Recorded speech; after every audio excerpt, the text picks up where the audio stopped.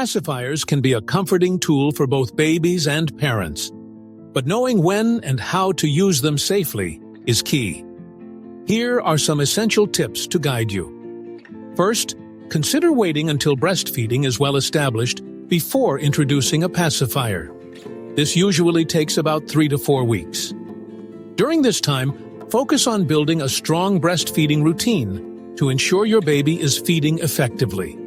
When you're ready to introduce a pacifier, choose one that is age-appropriate and made from safe, BPA-free materials. Ensure it is the right size and shape for your baby's mouth to prevent any discomfort or choking hazards. It's important to keep pacifiers clean. Regularly wash them with warm, soapy water and rinse thoroughly. Avoid attaching pacifiers to your baby's clothing with strings or cords, as this can pose a strangulation risk. Use pacifiers to soothe your baby during naps, bedtime, or when they are fussy.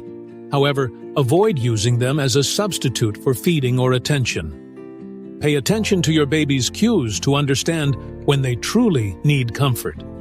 If your baby is using a pacifier, regularly check it for wear and tear. Replace it immediately if you notice any cracks or signs of damage. This ensures your baby's safety and prevents any potential choking hazards. As your baby grows, gradually wean them off the pacifier. This can help prevent dental issues and dependency.